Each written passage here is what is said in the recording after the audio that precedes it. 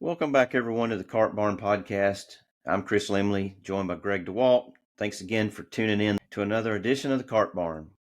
We've got Michaela Morard from Huntsville, return guest to the Cart Barn. Kayla just finished a season on the Annika and the Epson Tours.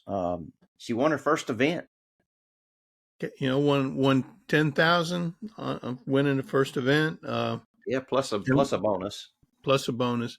Yeah. But yeah, we wanted to catch up with her to talk about her rookie season. She just out of college, turned professional first of last year. And we want to get the ins and outs of her first year, the highs, the lows. And she, one of the most personable people we've had on this podcast. And she details everything. And right now she's battling through a hip surgery, but she's looking forward to getting back going next April when the Annika Tour starts back up. Yeah, she's in the middle of a 5-month hiatus to rehab her hip surgery. She's on track, it sounds like, to be ready to go the first event, which she will be the defending champion in April. I think that's the week of or the week right before Augusta.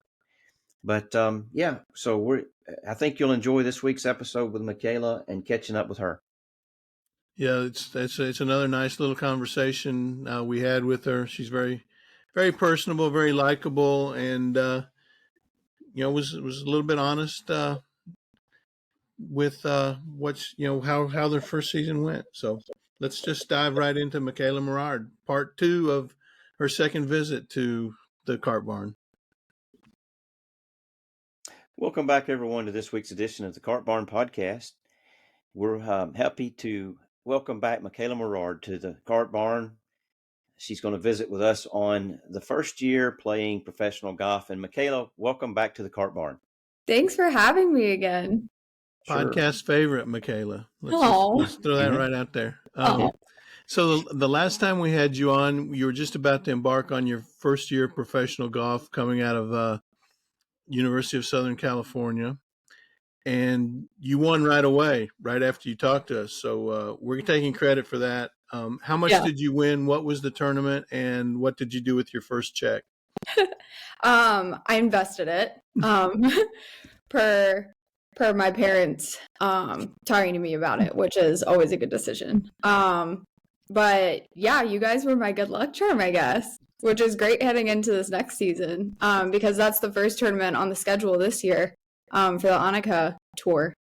But yeah, I won $10,000, and the Annika Tour has a deal with Callaway that if you're playing their clubs, then you get an extra bonus. So that was nice. Yeah. Very cool. I do recall that you had just switched to Callaway so congratulations. I did. Thank you.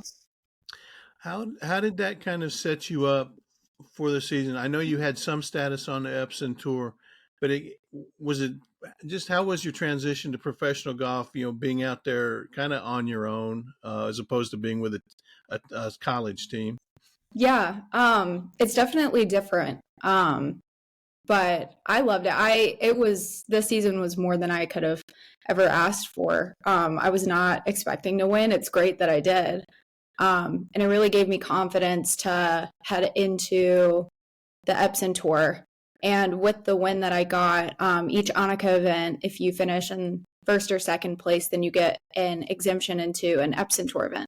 So I got to go to Las Vegas for the tournament that I won, the Annika one.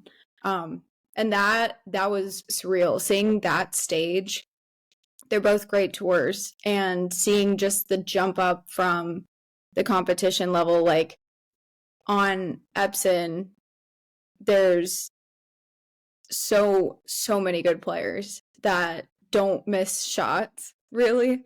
So it showed me what I needed to work towards if I want to keep climbing up.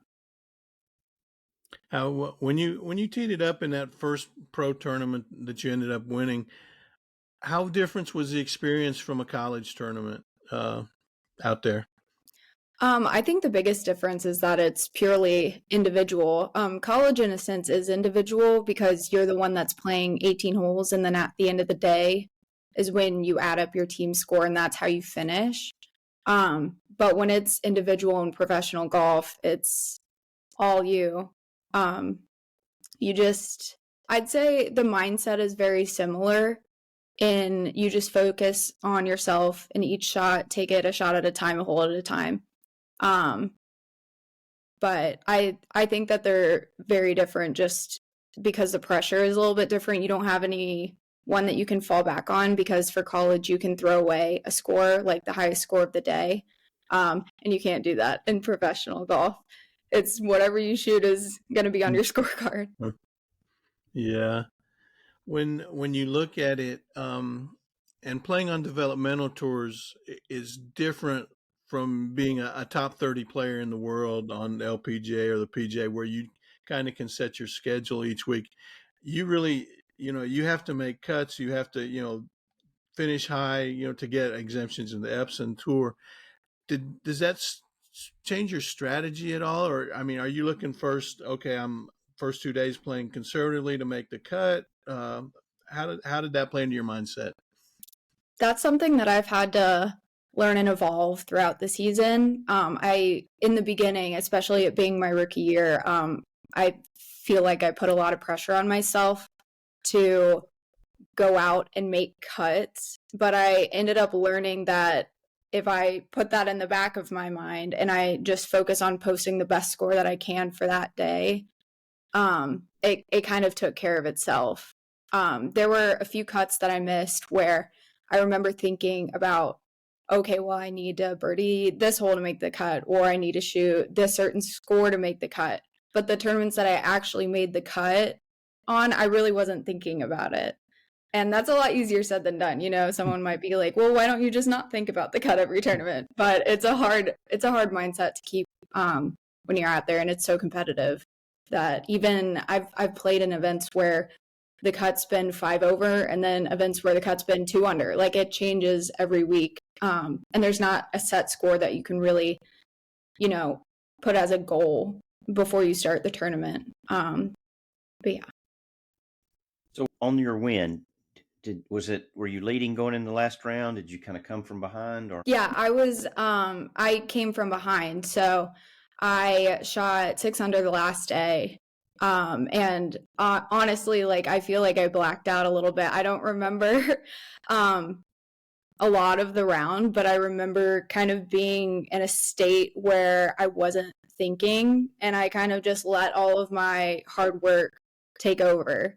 And like I said before, I thought to myself, well, why don't I just do that every round? But it's like, it's something that you have to practice. And the people that are on like the LPGA and the PGA, I feel like have a really good mindset in that way. Like, they let their hard work and all of their muscle memory take over, and just play golf. But I think that's a big part of these developmental tours. Like, working our way up is like, we're each learning that every tournament that we play, we're learning new things that you necessarily wouldn't think about in professional golf. Like, there's a lot behind the scenes that goes on. Yes, there surely is. Aside from learning that lesson, what else did you take away from that first win? And it was so early. I mean, did you think, oh, this is going to be easy? Yeah, I think my confidence shot up after that win. I really felt like I belonged. That was something that I kind of struggled with because I didn't really play that much, like that many tournaments coming into my rookie year. So I had to get back in the playing mindset. But yeah, I even missed the next tournament. I missed the cut. And I think I got in my head about my win. I was like, well, now that I won, I have to go play good again to, prove that I can play on this tour and play in the tour above. And that was another thing that I had to learn, is not putting those expectations on myself and just go out and play. Was your family traveling with you at each event, or were you out there at all by yourself? I only had one event where I went by myself to, but my mom and dad traveled to. the rest of the tournaments with me. I'm very thankful that both of them can be there and we can share this journey together. That's awesome. How much did that help you? You know, being around a couple of very familiar people in your life, and help you just away from the normal week of a tournament. Yeah, having family there and friends is like, I think, a really big help in those tournaments, especially if you have a bad hole or something. Just like looking off and seeing your support team right there on the hole can help bring your mindset back. Like, you know, if you're running away. Like, for example, I remember coming down the stretch of the tournament that I won, I started to gain a little consciousness of like what was happening. I wasn't trying to look at the leaderboard. I really was just trying to put together the best round, and if I happen to win, then great. But I remember I started thinking about it towards like 16 on the final round, and I just remember looking over to my parents, and they were like, "You got this, like keep going." And it was just having that support system, I think, really helped me. Was your dad caddying for you in that tournament, or has he caddied for you? Yeah, he caddies for me for most of them, but he wasn't caddying for that one. And who was local person or? No, I was just pushing my own cart. Yeah. That's pretty awesome. I don't see Scotty Scheffler carrying his bag out there, but flashback to the Hooters Tour events back in the day. Everybody carrying their own bag. Yeah. I think, and just having not been in that position, but that really not having that caddy there may have given you a little, added confidence that it was all on you, and knowing that you don't have somebody to give you advice or to read a crucial putt. So did you enjoy that aspect of it, or? Yeah, I mean, I enjoy it either way. It's a little different because everything goes on in your head and you don't really talk it out loud. Sometimes when I'm talking with my dad about clubs, I change my clubs, because if I'm talking to him about the shot, then I realize something, or he gives me some advice and I'm like, you know what, you're right. So it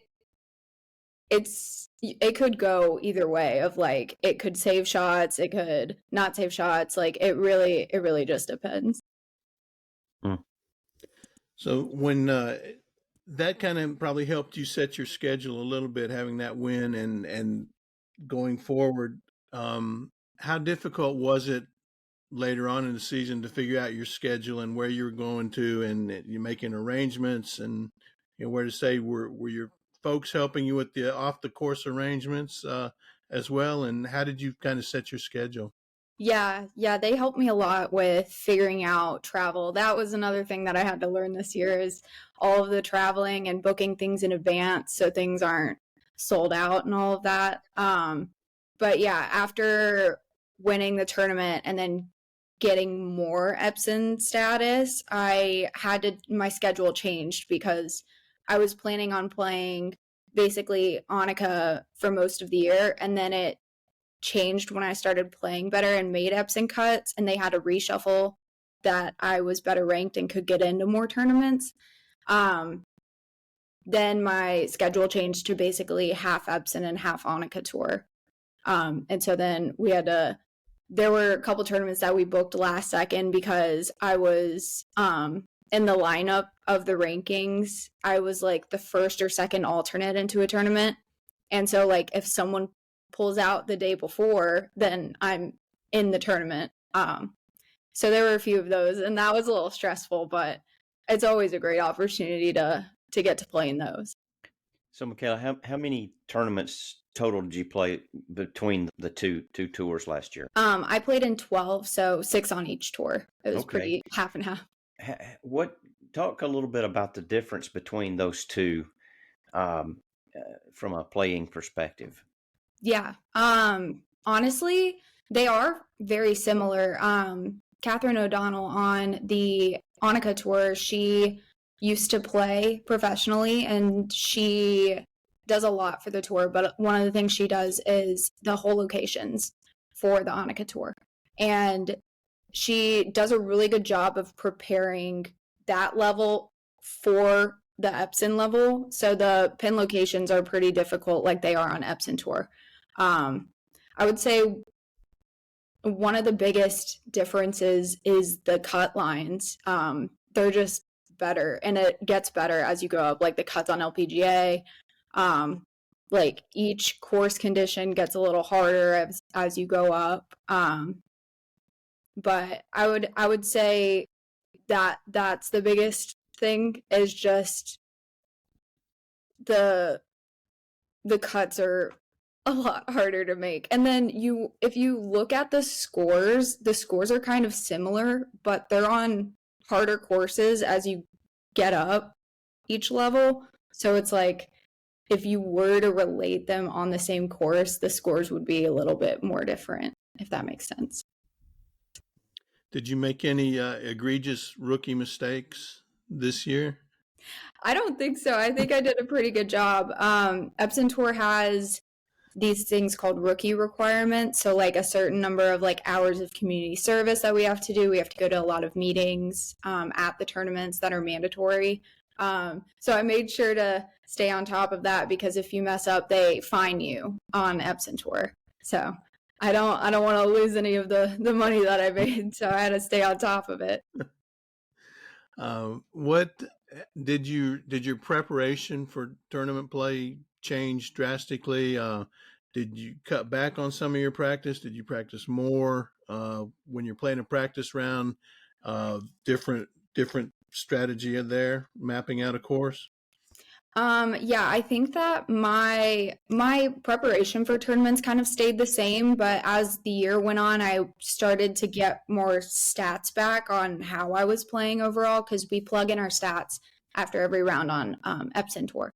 So I started to notice that my driving distance was great, but my driving accuracy wasn't really that great, which then led into greens and regulation, because if you're hitting from the rough or behind the trees, it's going to be a little bit harder. So I just changed what I was practicing, really. I focused a lot on iron play and driving play towards the middle and the end of the season, because I started getting those numbers back. But something that I also changed was when I started playing in Epson events, I saw how the girls that I was playing with did their practice rounds, and they are like very focused, like meticulous. Everything they do has a purpose. So that kind of taught me I was taking my practice rounds seriously, but I didn't know the full extent of how practice rounds could help you until I saw what these like veteran players were doing. And so I got to learn a lot from them. Elaborate on that a little bit more. So at the beginning of the year, I would go through practice rounds and I would hit like one tee shot. I would basically play like just a regular round, like hit a tee shot, hit a shot on the green, like putt it out, and then go to the next hole. Now I'll hit like one or two shots off the tee, depending on like what the hole is, how it's set up. And then from there, I most of the time won't even aim at the hole location that they have. I'll look at my yardage book and see what the hardest pin location of the tournament's going to be, like just guessing, if they don't already have the hole locations out.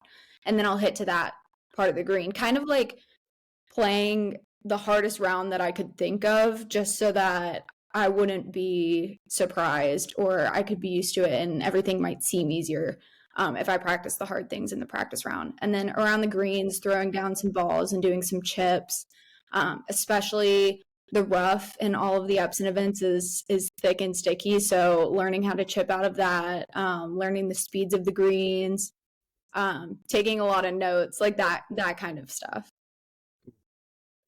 You know, another friend of our podcast, Stuart Sink, he doesn't worry about his driving accuracy. He just bombs it and goes. That's a good strategy too.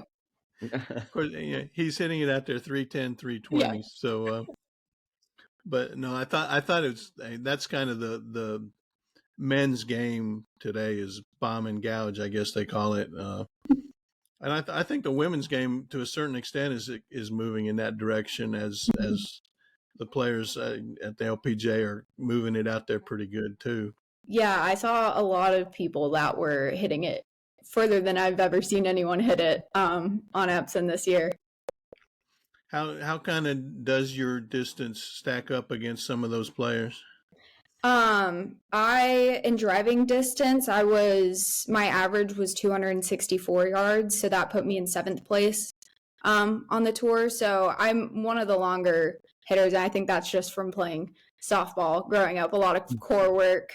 And then me and my swing coach, Craig Bocking, we've always worked on just things. I've always hit it far. We're trying to make the dispersion a little bit smaller for that driving accuracy. But yeah, I'm up there. So that helps a lot when I'm hitting fairways. Then I have like shorter clubs into the green, which is nice. Do you hit a mini driver, or do you hit any 3-woods off the tee much? I'll hit a decent bit of 3-woods. Especially it depends how the course is set up. If it's set up for like a mid-range or even a shorter hitter, there'll be a lot of dog legs, and so I can't really take driver. And it'll run through the fairway. So I've hit a lot of like 7-woods and 3-woods off the tees. Did you run across a bunch of people you knew out there on those 2 tours, and were those did you kind of gravitate towards them off the course or anything? Yeah, I got to see so many of the people that I grew up playing with, like in AJGA, the people that were a couple years ahead of me, and then also like people in my year that I didn't go to college with, but I knew in high school. I've got to reconnect with them, and it's been so great. Did they say, "Where have you been, Michaela"? Yeah, I haven't seen them in forever, but it's been so great getting to catch up with them. Like my best friend Sadie, we were like this growing up, super close. And then we went to college and different colleges, so we didn't really see each other that much. But like now that we're on the same tour, we just fell right back in being best friends. It was great. That's good. Did you run into anybody maybe to serve as a mentor out there or anything like that? Or I'd say a lot of people that I met mentored me in different ways, not like a specific person, but just like us playing practice rounds together, or like me sitting with them like after the round eating lunch. And like them just talking with me about like their own experiences and what they've learned. But yeah, it was a bunch of different people. One of my teammates, Malia Nam, towards the end of the season, I sat down with her because she had hip surgery at school. And so I got to talk with her about it and like her recovery, like all of that stuff, because I was pretty nervous about it. I've never had like an actual surgery before, but she helped ease my mind and tell me all the things that I needed to know about it. that's kind of a good segue into you play all year on the developmental tours, not really to make money, but to prepare yourself for Q school. And then you got the Q school this year, and we talked off air about you played first round. I think you shot par maybe, and then you had food poisoning, and that kind of led to not led to, but up got you to surgery sooner on your hip. So why don't you just take us through that real quick? Yeah. So in my sophomore year of college, I tore my left hip labrum. And I got a steroid shot for it, and that worked for 3 or so years. And then now that I'm playing more golf than I ever have been in my life, it got a little overworked and the steroid shot wore off. And so I went into the doctor. We decided to try one more shot and then see where that went. If it works, great. If it didn't, then we talk about surgery. Lo and behold, it did not hold up. So we went in and talked about surgery. But I was in the middle of the season towards the end when this happened. And I was like, I don't know when my season's going to be over, because Q school they're like tournaments that are 5 weeks apart. And you don't know when your season's going to be over until you get out of Q school, whatever stage it is. And so thankfully the doctor was very understanding. He was like, just call me, let me know whenever like your season's ended, and we'll get you in, get you recovering as soon as possible. And so when I went to first stage, I felt very confident. I've been playing the best golf that I have been. It's just gotten better over the season, and as I'm getting more and more used to playing in tournaments. And after the first round, we went out to dinner, and then we came back from dinner, and me and my dad had the worst cases of food poisoning we've ever had. Like I physically could not stand the next morning. I was like, I absolutely can't play like this. But in the end, it all worked out. I think it was kind of God's way of telling me, hey, it's okay, go ahead and get the surgery, because my hip was hurting. I was weaning on my right hip, and then my right hip started hurting. So I think that might have been an issue if I kept that up. But I went ahead and got the surgery, and it was a little earlier than we thought. So that means that my recovery time will be pushed up. So I'll hopefully get back to swinging earlier than we thought too. So yeah, I'm just in recovery now. I just got off crutches about a week ago. So that's been nice to not have to crutch around everywhere. But my arms are very in shape for after that. Sounds like recovery's going well. What's the timeline for hitting balls? Yeah, so when I got off my crutches, I got cleared to putt. So that's what I've been doing. So short game will come back super strong, because that's what I can work on for the next 2 months. My next appointment is in 2 months, and then we'll kind of decide what I can start doing. From what it sounds like I can probably do like pitch shots, like maybe like up to like 40 yards or something. But initially the doctor said that I can start hitting like around 5 months post-surgery, because I couldn't really put any weight on it for 5 weeks. And even now, if I turn my foot a little too far out, like my hip will hurt, but it's just recovering from the surgery. And everything went well. So that's good. Excellent. What's the rehab like? It's I physically go to the physical therapy place twice a week. We'll do a lot of biking and like clamshells, a lot of like side movement where I'm like moving my leg out to the side. We've started adding in rotation since my motion was cleared by the doctor. But a lot of it is just banded resistance things, because it is very weak right now. And it's kind of weird to feel like I can't pick up my leg past a certain point, like I have been my whole life. So that's an interesting feeling, but we're working every day to get a little bit stronger. But a lot of it's banded weights, all of that stuff. Like I use ankle weights, like lifting my legs up off of the table, all that stuff. Is it painful? Sometimes, but I think that's kind of the point of it. We're working out the muscles that I haven't used for 5 weeks, so it'll be a little bit painful, but that's okay. So 5 months, you're looking at March, March, April? Yeah. And the season starts around then in April, so I'll be hopefully back in time. I think I should be able to play when the Annika Tours starts in April. So that's kind of my goal right now, what I'm working towards. But once I'm able to swing, we'll just take baby steps from there.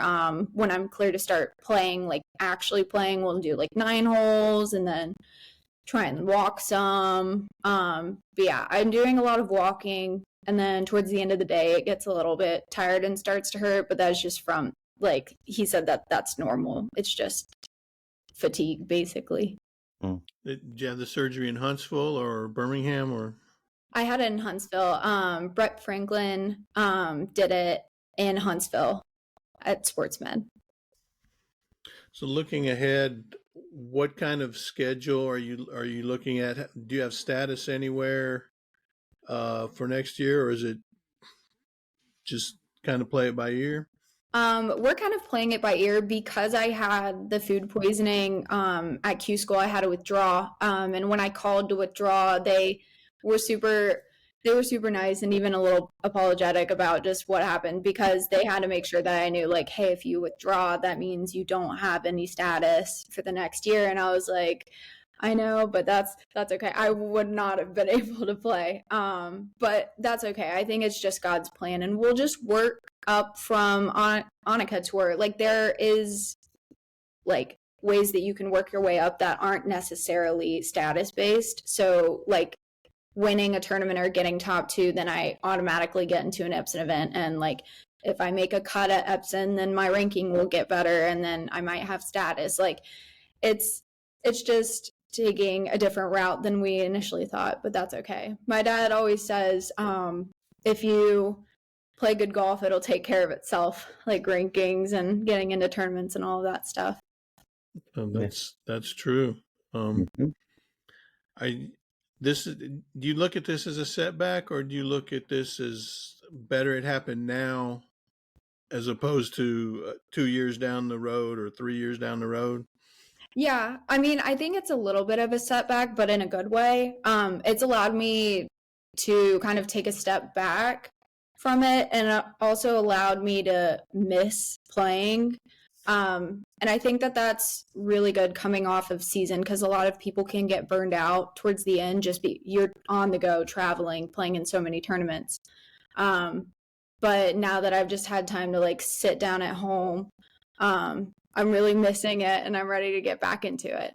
But something that I've started doing is getting the PGA teaching degree online. So I've started doing that with my downtime, just to learn more about the game, more about golf, and then teaching. And hopefully maybe one day that I'll be able to teach golf. I think that'd be so fun.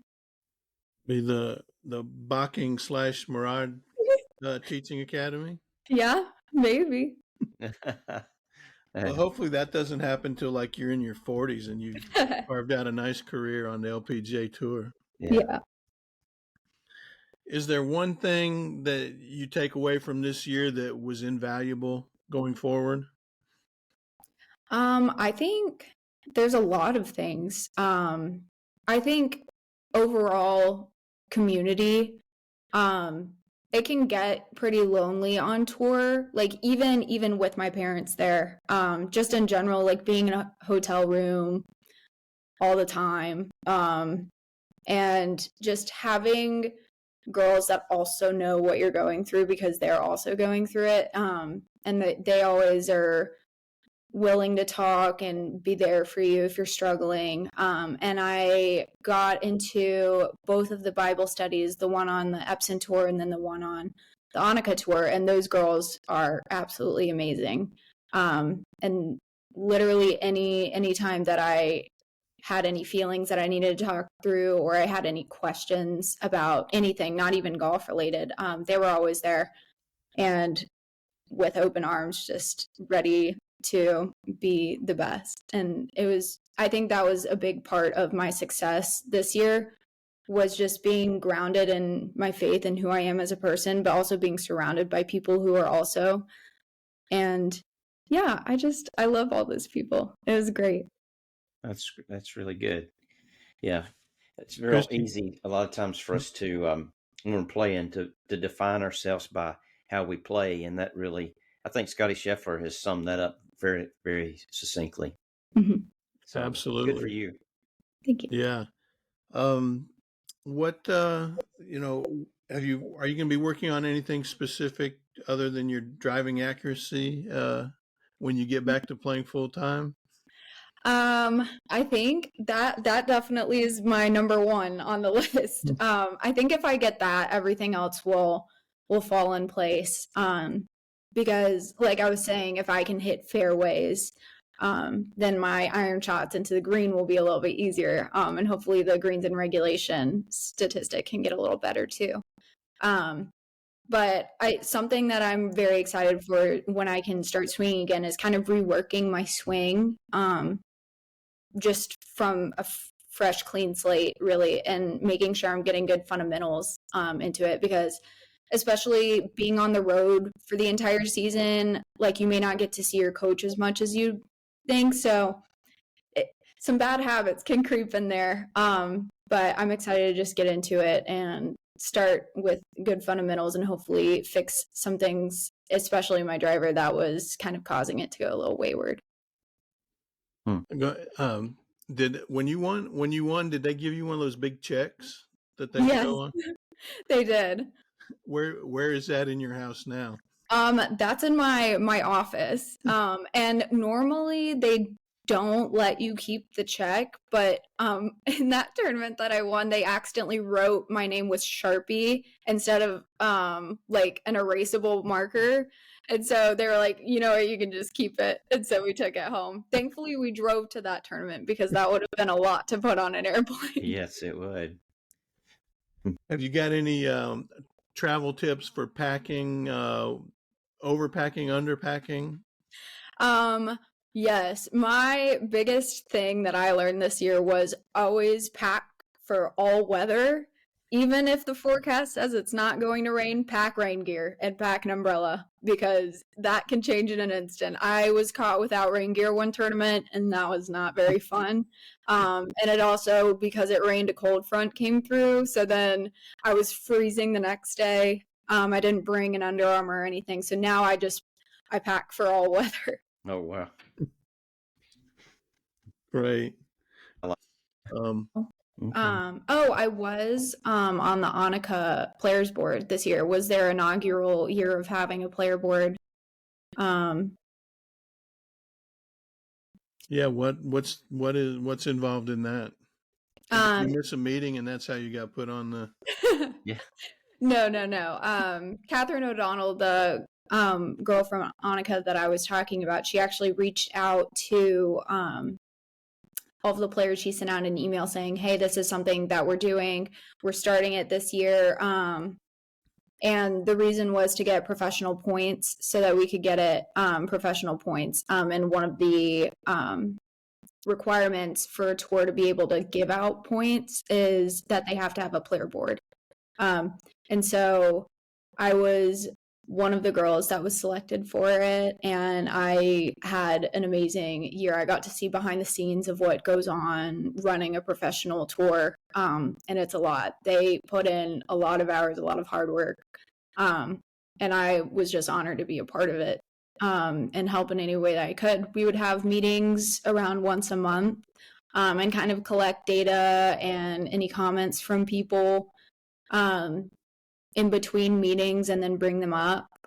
So we were always trying to think of things to make the tour better, make the tour easier in the sense of like traveling and like signing up. Like something that we worked on was player housing and like the form for that, making sure that it was easy to submit and all of that. But yeah, I had a great time. Hopefully next year, since I'll mainly be on Annika Tour and I'll be able to go to all of the tournaments, hopefully I can be a part of it again, because that was one of my favorite parts of the year. Did you get a greater appreciation for what goes into it? You know, lots of times as a player, you show up, you play, and that, but there's so much that goes into the planning and the volunteer aspect. So did you get a greater appreciation for everything that goes into that advanced work? I did, yes. The staff on Annika is absolutely amazing. They do everything and anything that they can to make the players' lives better and easier in and out of tournaments. And just seeing how early they get to the course and how late they leave, like their hours are crazy, and they don't have to do it. They choose to do it because they love the tour. They love the girls. So I definitely have a greater appreciation for any tour staff, but especially the Annika one. Were you surprised you got asked, as being a rookie who hadn't been out there, to be on the players board?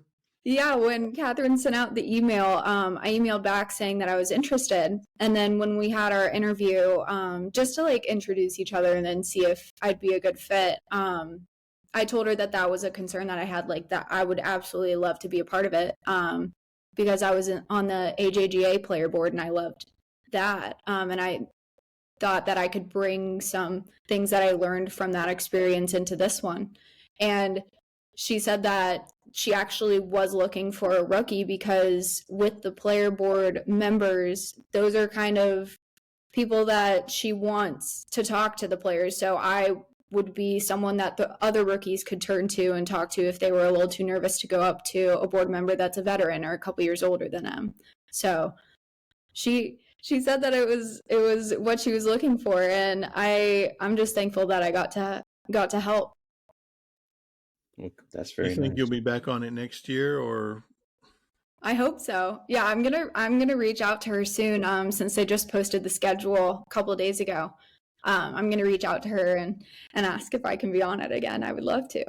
When is the first event? I believe it's in April. Let me check real quick. I had it pulled up.